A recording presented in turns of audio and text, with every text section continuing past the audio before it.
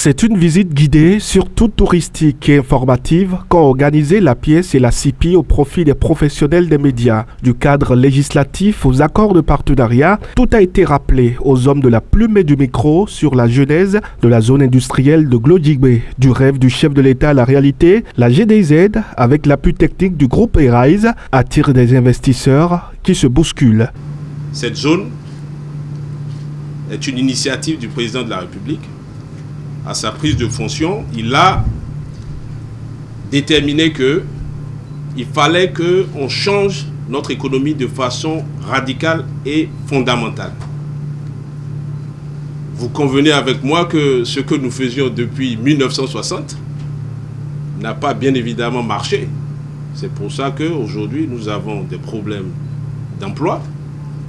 Nous avons des jeunes qui finissent l'école, mais qui n'arrivent pas à trouver de l'emploi. Et donc tout ça est lié à la façon dont notre économie a fonctionné jusqu'à ce jour.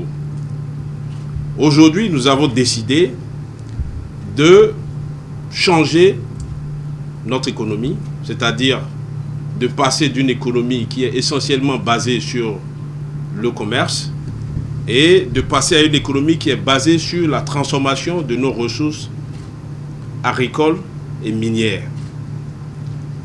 Et donc c'est ça qui justifie la création de cette zone, la zone économique spéciale de Glodjigbe, qui opère sous le nom de GDIZ, Glodjigbe Industrial Zone. Ce pôle commercial est une fierté pour le Bénin et ses fils en raison de son ambition de fédérer en un même lieu les plus grands investisseurs d'ici ou d'ailleurs avec à la clé de milliers d'emplois. La visite guidée a permis de parcourir la zone commerciale, la zone des entrepôts, la zone industrielle d'environ 50 hectares, mais aussi et surtout l'espace dédié aux jeux d'information dans les métiers du textile. Pour nous, c'est un élément important que les journalistes puissent venir se rendre compte de cette opportunité de manière à ce qu'ils puissent relayer auprès de la jeunesse l'ensemble des informations qu'ils auront réussi à recueillir ici dans la zone économique spéciale de Glodjigbe.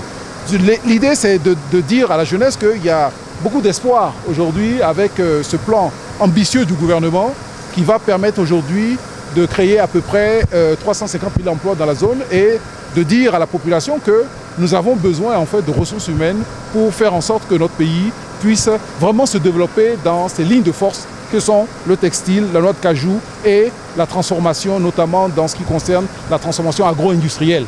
Ici, dans cette zone, il y a énormément de possibilités d'emploi, des hommes et des femmes qui ont candidaté, qui ont été retenus par ces entreprises de manière complètement transparente et qui aujourd'hui travaillent dans la zone. Et c'est important pour nous de lancer ce message à l'ensemble de la population, à tous celles et ceux qui pourraient être intéressés pour venir travailler dans la zone, que la zone est là justement pour leur permettre en fait de pouvoir avoir un emploi, de pouvoir se développer. Vous avez bien vu que l'emploi passe ici par la formation professionnelle et technique, et nous allons faire en sorte que ce processus se perpétue, de manière à ce que, avant la fin de l'année, nous ayons, notamment en ce qui concerne le textile, à peu près 6 000 stagiaires, 6 000 jeunes en formation pour les industries textiles qui sont en cours d'installation. Cette visite a permis aux acteurs des médias de comprendre et d'assimiler la politique d'industrialisation du gouvernement, de découvrir les dispositifs ayant favorisé la construction de la zone économique spéciale de Glodjigbe et d'apprécier le niveau d'exécution des travaux, les prochaines étapes ainsi que les délais d'exécution. Satisfaction pour les professionnels des médias ayant participé à l'expédition. Ce qu'on a vu ici prouve qu'en quelques années, on peut passer à un autre cap pour le Bénin.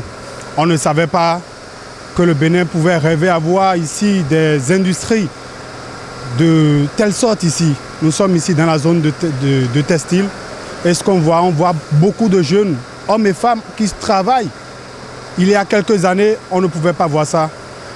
Et quand on voit ce qu'on est en train de voir ici, quand on touche du bout des doigts à la réalité ici, on peut se dire que dans 5 ans, dans 3 ans, beaucoup de jeunes vont quitter le chômage.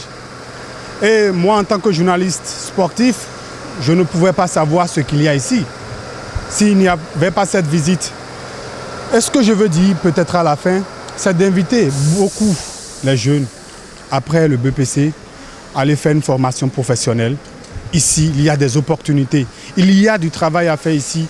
Peut-être après votre formation, 3 ans, la 4e année, vous serez recruté, vous allez commencer à gagner un salaire et ce serait vite fait. Il faut remercier les initiateurs qui nous ont permis aujourd'hui de voir toute cette merveille ici, qui s'opère ici au niveau de la zone industrielle de Glodjibé.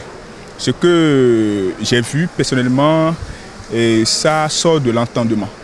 Et c'est une véritable industrialisation de notre pays qui est vraiment en marche. Et quand même, c'est le lieu de dire un grand merci au chef de l'État, son Excellence Patrice Talon, pour sa vision de développement pour notre pays.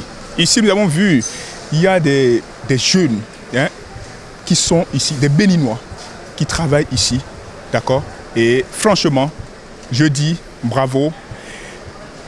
Je pense que le meilleur reste à venir pour notre pays. À la date du 8 juillet 2022, 32 investisseurs ont déjà signé une convention avec la CIPI pour, entre autres, la fabrication de matériaux de construction, le montage électronique est bientôt opérationnel d'ici 18 mois. Rappelons que la zone industrielle de Glodjibé est dirigée par une autorité de régulation de 5 membres, présidée par le directeur général de la pièce, Laurent Gangbès.